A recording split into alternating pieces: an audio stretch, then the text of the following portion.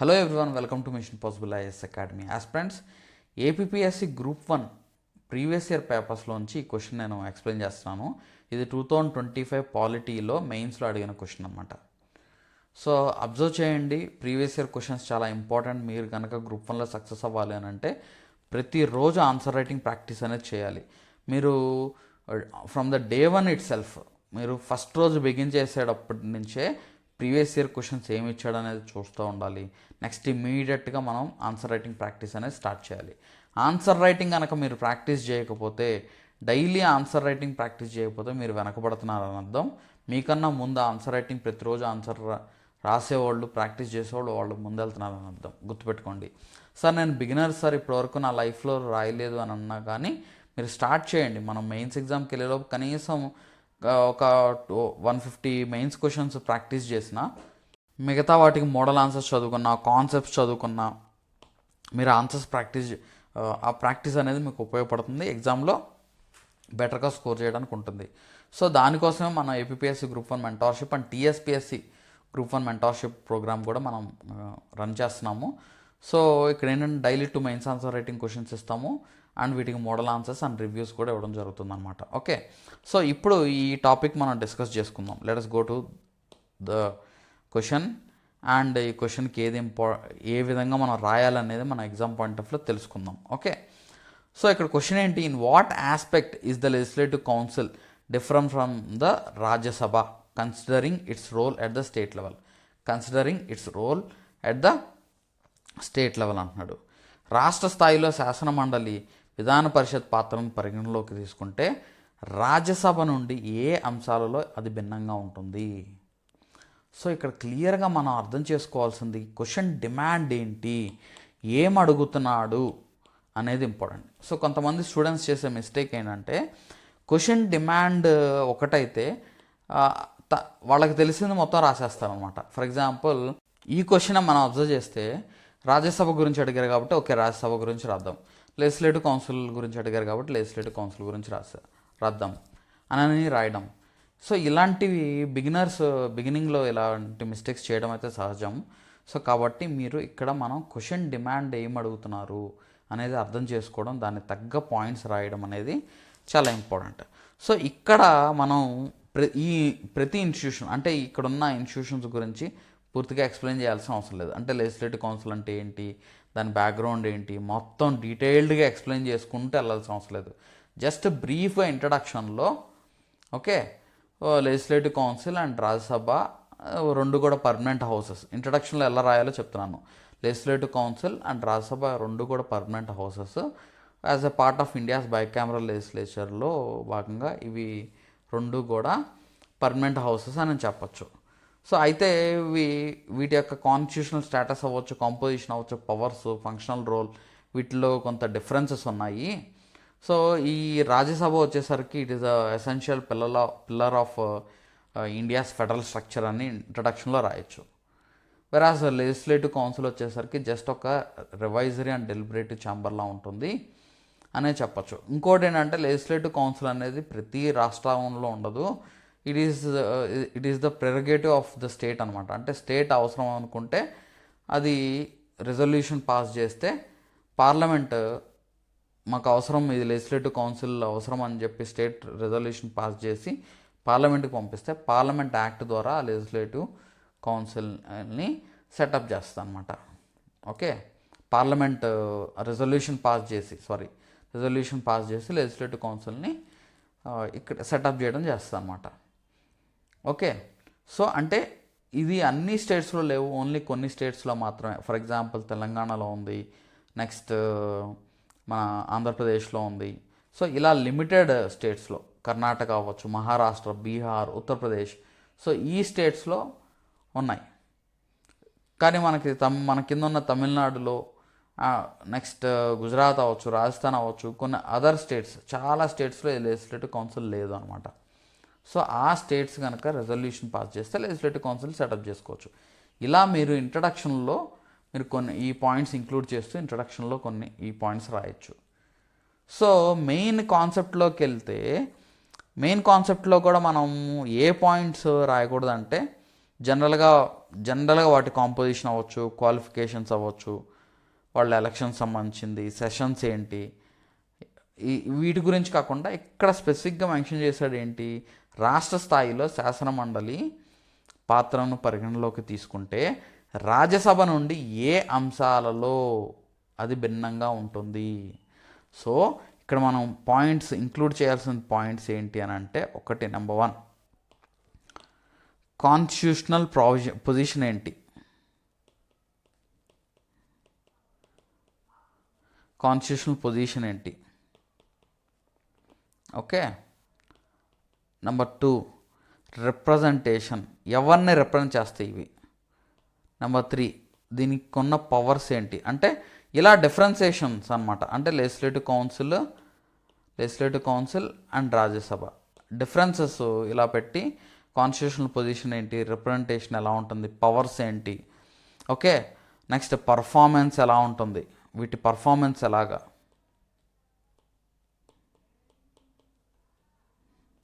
Performance ఏంటి. Next financial powers ఏమైనా ఉన్నాయా,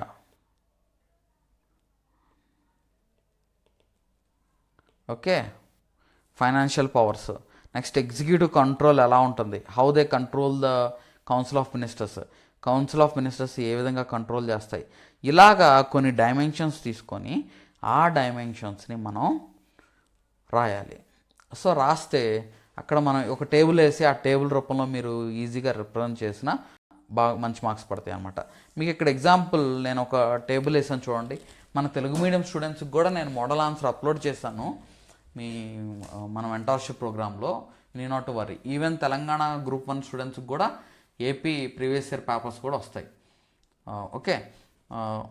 సో కాబట్టి ఇక్కడ మనం చూద్దాం ఈ డిఫరెన్సెస్ ఏంటనేది మనం ఎక్స్ప్లెయిన్ చేయాలి, కీ డిఫరెన్సెస్ ఎక్స్ప్లెయిన్ చేయాలి. సో ఫస్ట్ థింగ్ చూడండి, కాన్స్టిట్యూషనల్ స్టేటస్ ఏంటి. For example both are permanent houses. Okay, both are permanent houses. And ఈ ఎస్పెషల్లీ రాజ్యసభ తీసుకుంటే it is indispensable part of union లెజిస్లేచర్లో ఖచ్చితంగా ఉండాల్సిన పార్ట్ రాజ్యసభ. ఇప్పుడు అదే స్టేట్స్కి వచ్చేసరికి ఇట్ ఈస్ ఆప్షనల్ మాత్రమే, మ్యాండేటరీ కాదనమాట. ఎగ్జాంపుల్ చెప్పాను కదా, ఆంధ్రప్రదేశ్, తెలంగాణ, కర్ణాటక, మహారాష్ట్ర, బీహార్, ఉత్తరప్రదేశ్, బీహార్, ఉత్తరప్రదేశ్ వీటికి లెజిస్లేటివ్ కౌన్సిల్స్ ఉన్నాయి. వెరాజ్ తమిళనాడు అవ్వచ్చు, గుజరాత్ అవ్వచ్చు, రాజస్థాన్ అవ్వచ్చు, మధ్యప్రదేశ్, ఇక్కడ లెజిస్లేటివ్ కౌన్సిల్ సెటప్ చేసుకోలేదు వాళ్ళు. ఓకే. నెక్స్ట్ కాన్స్టిట్యూషనల్ పర్పస్ ఏంటి అని అంటే, ఇప్పుడు రాజ్యసభ వచ్చేసరికి ఇక్కడ ఇంట్రెస్ట్ ఆఫ్ ద స్టేట్స్ని ప్రొటెక్ట్ చేస్తుంది, ఆర్ ఇంట్రెస్ట్ ఆఫ్ ద స్టేట్స్ని రిప్రజెంట్ చేస్తుంది. ఓకే. అదే ఇక్కడ లెజిస్లేటివ్ కౌన్సిల్ వచ్చేసరికి డిఫరెంట్ ప్రొఫెషనల్స్ అవ్వచ్చు, స్పెషల్ ఇంట్రెస్ట్ గ్రూప్స్ ఎవరైతే ఉన్నారో వాళ్ళ లెజిస్లేటివ్ రివిజన్స్లో అకామిడేట్ చేస్తుంది అనమాట. ఫర్ ఎగ్జాంపుల్ ఈ టీచర్స్ అవ్వచ్చు, గ్రాడ్యుయేట్స్ అవ్వచ్చు, లోకల్ అథారిటీస్ అవ్వచ్చు, ఎమ్మెల్యేస్ కొంతమందిని నామినేట్ చేస్తారు. అర్థమైందా? గవర్నర్ కొంతమందిని, ఎమ్మెల్యేస్ కొంతమందిని ఎలక్ట్ చేసుకుంటారు, అండ్ గవర్నర్స్ కొంతమందిని నామినేట్ చేస్తారు. అర్థమైందా అండి? సో అదొక రోల్ ప్లే చేస్తాను అనమాట. సో అర్థమైందా? సో ఇక్కడ రాజ్యసభ వచ్చేసరికి ఎస్పెషల్లీ నేషనల్ ఇష్యూస్ మీద ఫోకస్ చేస్తే, వెరాజ్ లెజిస్లేటివ్ కౌన్సిల్స్ వచ్చేసరికి ఇది స్టేట్ ఇష్యూస్ మీద ఫోకస్ చేస్తుంది. లెజిస్లేటివ్ కౌన్సిల్స్ వచ్చి స్టేట్ ఇష్యూస్ మీద ఫోకస్ చేస్తుంది అనమాట. సో ఇక్కడ రిప్రజెంటేషన్ వచ్చేసరికి members of this Rajya Sabha represents the states and union territories. Members of the Rajya Sabha represents states and union territories అనమాట. అదే లెజిస్లేటివ్ కౌన్సిల్ వచ్చేసరికి ఇందులో ఉన్న మెంబర్స్ ఎవరిని రిప్రజెంట్ చేస్తారు? Functional groups with in the state. Example చెప్పాను కదా, teachers, graduates, local authorities. Okay. So వాళ్ళని ఇది రిప్రజెంట్ చేస్తుంది అనమాట. గవర్నర్ కొంతమంది నామినేట్ చేస్తారు. ఇక్కడ మెథడ్ ఆఫ్ ఎలక్షన్ వచ్చేసరికి మనకి legislative council method of election వచ్చేసరికి ఎమ్మెల్యేస్ త్రూ ప్రొపోర్షనల్ రిప్రజెంటేషన్ ద్వారా ఈ డిఫరెంట్ స్టేట్స్ నుంచి రిప్రజెంటేటివ్స్ అని ఎలక్ట్ చేసుకుంటారు. త్రూ ఇండైరెక్ట్ ఎలక్షన్ అనమాట. రాజ్యసభకు పంపిస్తారు డిఫరెంట్ స్టేట్స్ నుంచి. ఓకే. అదే ఇక్కడ వచ్చేసరికి లెజిస్లేటివ్ కౌన్సిల్స్లో కొంతమంది ఏమో they are elected directly by the people. Okay, people అంటే ఇక్కడ గ్రాడ్యుయేట్స్ అనమాట. Some members are elected by అక్కడ లోకల్లో ఉన్న లోకల్ బాడీస్ ద్వారా. Okay, and some members are elected by the MLAs and 1/6 are nominated అనమాట. అంటే ఇలా composition 1/3 are elected by the local bodies, 1/12 are graduates and 1/12 are teachers and 1/3 are MLAs elect చేసుకుంటారు 1/3ని and 1/6 are nominated అనమాట. So ఈ రెండు కూడా permanent హౌసెసే. అయితే ఈ రెండు కూడా ఎవ్రీ 2 ఇయర్స్కి 1/3 మెంబర్స్ రిటైర్ అవుతూ ఉంటారు. ఈ రెండిట్లో కూడా లోక్సభ రాజ్యసభలో అవ్వచ్చు, లెజిస్లేటివ్ కౌన్సిల్ అవ్వచ్చు, 1/3 మెంబర్స్ రిటైర్ అవుతూ ఉంటారు. ఓకే, సో వన్స్ ఎలక్ట్ అయిన తర్వాత వాళ్ళ టర్మ్ వచ్చేసరికి 6 ఇయర్స్ అనమాట. ఈ రెండు కూడా పర్మనెంట్ బాడీసే, రెండు కూడా పర్మనెంట్ బాడీసే. అర్థమైందా అండి? సో ఇక్కడ మనం డిఫరెన్సెస్ మనం రాయాలి. సో ఫెడరల్ రోల్ విషయానికి వస్తే plays a crucial role in protecting the interest of the states at national level. ఇప్పుడు రాజ్యసభలో ఉన్న రిప్రజెంటేటివ్స్ డిఫరెంట్ స్టేట్స్ నుంచి రిప్రజెంట్ చేస్తారు కాబట్టి స్టేట్ ఇంట్రెస్ట్ను ప్రొటెక్ట్ చేసుకోవడానికి రాజ్యసభ కీలకమైన రోల్ ప్లే చేస్తుంది అనమాట. సో అయితే లెజిస్లేటివ్ కౌన్సిల్కి అటువంటి ఫెడరల్ రోల్ అంటూ ఏం లేదు. మన క్వశ్చన్లో అడిగాడు కదా, at state level what is their role, how they are differ అని చెప్పేసి, అక్కడ అలాంటి పాయింట్స్, ఈ పాయింట్స్ రాయడం అనేది చాలా ఇంపార్టెంట్. అర్థమైందా అండి? సో ఈ పాయింట్స్ ఇక్కడ మీరు మెన్షన్ చేయాలి. అండ్ వెరాజ్ రాజ్యసభ ఎగ్జాంపుల్ తీసుకుంటున్నాం. సో రాజ్యసభ వచ్చేసరికి it debates issues affecting the states, versus legislative council discusses only state specific matters అనమాట. ఆ రాష్ట్రాల్లో ఉన్న డిఫరెంట్ రిప్రజెంటేటివ్స్ అవ్వచ్చు, సో వాళ్ళ ఇష్యూస్ మాట్లాడచ్చు. స్టేట్ స్పెసిఫిక్ ఇష్యూస్ వరకు మాత్రమే మాట్లాడుతుంది అనమాట. నెక్స్ట్ లెజిస్లేటివ్ పవర్స్ వచ్చేసరికి లోక్సభకి రాజ్యసభకి ఆర్డినరీ లెజిస్లేషన్లో ఆల్మోస్ట్ ఈక్వల్ రోల్ ఉంటుంది ఆర్డినరీ లెజిస్లేషన్లో.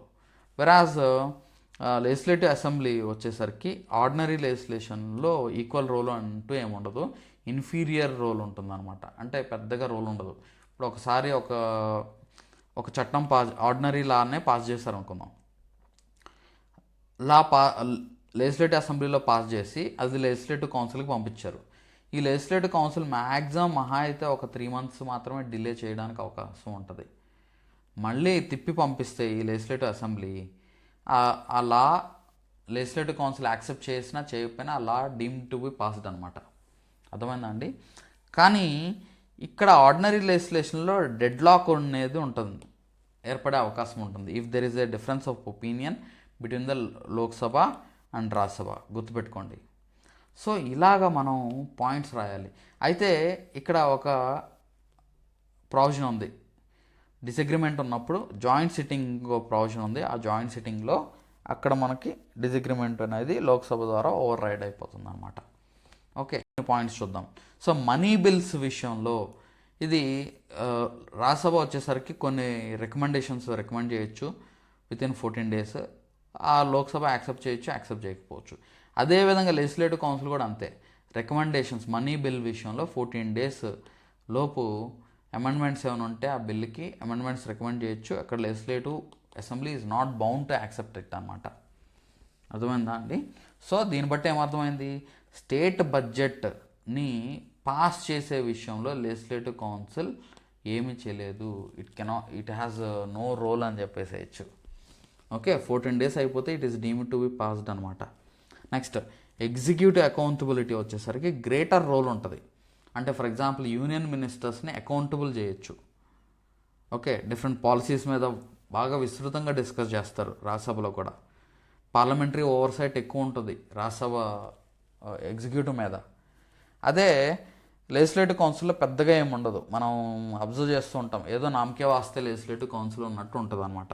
అఫ్కోర్స్ అక్కడ కూడా కొన్ని అక్కడ పర్సనాలిటీస్ బట్టి ఇంపార్టెంట్ పర్సన్స్, బాగా సబ్జెక్ట్ ఉన్న పర్సన్స్ ఎవరన్నా ఉంటే వాళ్ళు ఏమన్నా వాయిస్ రైజ్ చేయొచ్చు తప్ప పెద్దగా మనం అక్కడ చూడం. ఓకే, అక్కడ కూడా క్వశ్చన్స్ చేయొచ్చు, కానీ మనం వి వోంట్ సీ మచ్ అనమాట.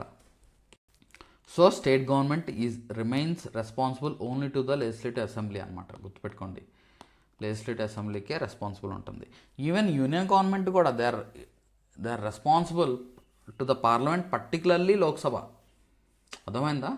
Union council of ministers they are responsible to the parliament, particularly Lok Sabha. అలా అని రాజ్యసభలో రైజ్ చేస్తున్న క్వశ్చన్స్ వాళ్ళు సెంట్రల్ గవర్నమెంట్ పక్కన పెట్టాలని ఏం లేదు, గుర్తుపెట్టుకోండి. నెక్స్ట్ కాన్స్టిట్యూషనల్ అమెండ్మెంట్కి వచ్చేసరికి లోక్సభకి రాజ్యసభకి ఈక్వల్ పవర్స్ ఉంటాయి. వెరాస్ లెజిస్లేటివ్ కౌన్సిల్కి వచ్చేసరికి అటువంటి పవర్స్ కాన్స్టిట్యూషనల్ అమెండ్మెంట్స్లో దాని రోలే లేదు. ఈవెన్ మనకి వైస్ ప్రెసిడెంట్ ఎలక్షన్స్లో, ప్రెసిడెంట్ ఎలక్షన్స్లో దీని పార్టిసిపేషనే ఉండదు. లెజిస్లేటివ్ కౌన్సిల్ పార్టిసిపేషనే ఉండదు. అర్థమైందా అండి? ఫర్ ఎగ్జాంపుల్ చెప్తాను చూడండి. ఇక్కడ కాన్స్టిట్యూషనల్ అమెండ్మెంట్ విషయానికి జిఎస్టీ 101 కాన్స్టిట్యూషనల్ అమెండ్మెంట్లో, ఉమెన్ రిజర్వేషన్ 106 కాన్స్టిట్యూషనల్ అమెండ్మెంట్స్లో ఇక్కడ రాజ్యసభ చాలా ఇంపార్టెంట్ రోల్ ప్లే చేసింది. ఓకే, వెరాస్ స్టేట్ లెజిస్లేటివ్ కౌన్సిల్స్ అటువంటి రోల్ ఏం ప్లే చేయలేదు కదా. అర్థమైందా అండి? సో అది. Next special constitutional powers. So enjoys exclusive powers under article 249 and 312. Exclusive powers under article 249 and 312 and Rajya Sabha especially. So ఈ రాజ్యసభకి ఈవెన్ స్టేట్ లిస్ట్లో ఉన్న సబ్జెక్ట్స్ మీద కూడా పార్లమెంట్ లెజిస్లేట్ చేయమని ఆథరైజ్ చేసే పవర్ ఉంటుంది అండర్ ఆర్టికల్ 249, గుర్తుపెట్టుకోండి. సో ఇలాంటి ఇంపార్టెంట్ పాయింట్స్ రాస్తే మీకు ఎగ్జామ్లో మంచి మార్క్స్ పడతాయి. అంటే under article 249 Rajya Sabha can authorise parliament to legislate on state list subject if it is in the national interest అయితే. అండ్ అది మాత్రమే కాకుండా ఒక ఆల్ ఇండియా క్యాడర్ ఒకటి క్రియేట్ చేయాలంటే రాజ్యసభ రెజల్యూషన్ పాస్ చేస్తేనే ఆల్ ఇండియా క్యాడర్ని క్రియేట్ చేయడానికి ఆ రెజల్యూషన్ హెల్ప్ చేస్తుంది అనమాట. అర్థమవుతుందా? సో వెరాజ్ అటువంటి పవర్స్ అంటూ ఏముండో లెజిస్లేటివ్ కౌన్సిల్కి. Okay, so under article 249 Rajya Sabha can authorise the parliament even to legislate in state domains also by passing a resolution. Okay, next creation and abolition. ఇది ఒక రోల్. ఇది Rajya Sabha is a permanent body, it cannot be abolished అనమాట. But legislative council can be abolished, can be created and can be abolished అనమాట. Okay, under article 169 based on the state legislative assembly resolution. అయితే ఇక్కడ state legislative assembly మాకు legislative council కావాలని special మెజారిటీతో ఒక resolution pass చేసి అది పార్లమెంట్కి పంపిస్తే పార్లమెంట్ దాన్ని క్రియేట్ చేస్తుంది అనమాట. పార్లమెంట్ సింపుల్ మెజారిటీ ద్వారా క్రియేట్ చేసేయచ్చు లెజిస్లేటివ్ కౌన్సిల్ని. అర్థమైందండి? సో ఫర్ ఎగ్జాంపుల్ మనకి Andhra Pradesh legislative council was abolished in 1985 and revived in 2007 అనమాట. నెక్స్ట్ పొలిటికల్ సిగ్నిఫికెన్స్ వచ్చేసరికి national decision making institution influencing union legislation. So Rajya Sabha అనేది చాలా ఇంపార్టెంట్ రోల్ ప్లే చేస్తుంది యూనియన్ లెజిస్లేషన్ని. కీ రోల్ అంటే రాజ్యసభలో కూడా నెంబర్స్ కావాలి. ఆ నెంబర్స్ ఉంటేనే కొన్ని కీలకమైన చట్టాలు పాస్ చేసుకునే అవకాశం ఉంటుంది. అంటే రాజ్యసభ వాయిస్ని పక్కన పెట్టడానికి లేదు. వెరాజ్ మనకి లెజిస్లేటివ్ కౌన్సిల్ అనేది ఇట్స్ జస్ట్ ఎ రివైజరీ బాడీలా ఉంటుంది. అంటే only just quality of the state legislation improve చేయడానికి, ఇక్కడ ఏమన్నా ఎక్స్పర్ట్స్ ఉంటే ఆ ఎక్స్పర్ట్స్ మాట్లాడడానికి, సో దానికి ఉపయోగపడుతుంది. Okay, so Rajya Sabha shapes national laws while the legislative council mainly serves improvements to the state laws. So ఇలా ఈ పాయింట్స్ డిఫరెన్సెస్ ఇలా మీరు రాశారనుకోండి మీకు ఎగ్జామ్లో మంచి మార్కులు పడతాయి. అర్థమైందండి? అలా ఎగ్జాంపుల్స్ మీరు చెప్పుకుంటూ రాస్తే మీకు ఎగ్జామ్లో మీకు మంచి మార్కులు పడతాయి అన్నమాట. సో ఇష్టం వచ్చినట్టు ఏది పడితే అది రాసేయకుండా ఈ పాయింట్స్ ఇలా ఇంక్లూడ్ చేసుకుంటూ చదువుకుంటూ ఉంటే మీరు డెవలప్ అవ్వచ్చు. నెక్స్ట్ ఫైనల్గా మీరు ఏం చెప్పచ్చు అంటే రాజ్యసభ అనేది it is a federal chamber అని చెప్పచ్చు. States participation in national law making and constitutional governance అని చెప్పచ్చు. వెరాజ్ లెజిస్లేటివ్ కౌన్సిల్ వచ్చేసరికి రివైజరీ ఛాంబర్ లాగా పనిచేస్తుంది. It is intent to improve the quality of state legislation అంతే. ఇక్కడ ఇప్పుడు ఎవరైతే ఇప్పుడు ఎక్స్పర్ట్స్ ఉంటారో, లేకపోతే టీచర్స్ ఉంటారో, గ్రాడ్యుయేట్స్, వీళ్ళు లోకల్ రిప్రజెంటేటివ్స్, వీళ్ళు ఎలక్షన్స్లో పార్టిసిపేట్ చేసి ఆ పోటీ తట్టుకోలేని వాళ్ళు ఉంటారు. సో వాళ్ళని కూడా, వాళ్ళ వాయిస్ కూడా వినిపించాలంటే ఈ లెజిస్లేటివ్ కౌన్సిల్ బాగా ఉపయోగపడుతుంది. అఫ్కోర్స్ అయితే కొంత క్రిటిసిజం కూడా ఉంది. ఏంటంటే ఒకటి, పొలిటికల్ అకామిడేషన్ కోసం ఈ లెజిస్లేటివ్ కౌన్సిల్ని వాడుతున్నారని. ఇప్పుడు పాలిటిక్స్లో ఇప్పుడు ఒకటి, డైరెక్ట్ ఎలక్షన్స్లో ఓడిపోయిన వాళ్ళకి లెజిస్లేటివ్ కౌన్సిల్స్ ద్వారా వాళ్ళకి మళ్ళీ మంత్రులుగా ఉండడానికి అదొక అవకాశం వస్తుందని ఇలా విమర్శలు ఉన్నాయి, క్రిటిసిజం ఉంది. ఓకే, సో ఇక్కడ మనం క్రిటిసిజం చేసే అంతగా ఇక్కడ ఏమి లేదు క్వశ్చన్ అడగడంలో, క్రిటికల్ని అనలైజ్ కానీ అలా ఏం అడగలేదు. కాబట్టి టేబుల్ వేసి ఈ జనరల్గా రాజ్యసభ ఏంటి, లెజిస్లేటివ్ కౌన్సిల్ ఏంటి అనేది చెప్తూ ఫైనల్లీ కంక్లూజన్ ఇచ్చేసేయడమే. సో ఈ రెండు కూడా, legislative council and both are very important. They enrich the legislative deliberation, they provide broader social representation within the state అని చెప్పి లెజిస్లేటివ్ కౌన్సిల్ విషయానికి వస్తే విత్ ఇన్ ద స్టేట్ అనేది చెప్పేసేసి రాయొచ్చు. However they are different in their composition, powers and constitutional roles అని చెప్పేసేసి మీరు కంక్లూడ్ చేసేయడమే. ఓకే, సో ఫైనల్లీ మనం ఏం చెప్పచ్చు, legislative council should not be regarded as Rajya Sabha of the state అని చెప్పి, well both are permanent houses ఇలా మీరు చెప్పేసి కంప్లీట్ చేసేయడమే. అర్థమైందండి? సో ఇలాగ మీరు ఆన్సర్ రైటింగ్, మీరు రెగ్యులర్గా మీరు ఆన్సర్స్ రాస్తే మీరు ఇంప్రూవ్ అవుతారు ఖచ్చితంగా. మరి నెక్స్ట్ క్లాస్లో మనం నెక్స్ట్ క్వశ్చన్ డిస్కస్ చేసుకుందాం. అండ్ ఇఫ్ యూ వాంట్, అంటే మీరు ఆన్సర్ రైటింగ్ రాయాలి, ఆన్సర్ రైటింగ్ ఇంప్రూవ్ చేసుకోవాలనుకుంటే మనం మెంటర్షిప్ జాయిన్ అవ్వచ్చు. డిస్క్రిప్షన్లో కాంటాక్ట్ నెంబర్ ఇస్తాను, మీరు ఫాలో అవ్వచ్చు. Okay, for more such details you can download hour app కూడా మనం డౌన్లోడ్ చేసుకుని యాప్లో డైరెక్ట్గా మీరు జాయిన్ అవ్వచ్చు, ఆర్ నాకైనా మీరు కాల్ చేయొచ్చు. ఓకే, నెక్స్ట్ క్లాస్లో నెక్స్ట్ క్వశ్చన్ చెప్పుకుందాము. ఈ ప్రీవియస్ ఇయర్ క్వశ్చన్స్ అన్నీ కూడా నేను ఎక్స్ప్లెయిన్ చేస్తూ ఉంటాను. మీరు వాటిని if you have time you go through it. Time ఉంది లేదని కాదు, అవి మనం ఖచ్చితంగా we have to go through it అంతే. ఓకే, అండ్ వీటికి సంబంధించిన మోడల్ ఆన్సర్స్ కూడా నేను యాప్లో అప్లోడ్ చేస్తాను. తెలుగు మీడియం స్టూడెంట్స్కి కూడా తెలుగు మీడియం మోడల్ ఆన్సర్ మీకు యాప్లో వస్తుందన్నమాట. Okay, thank you so much.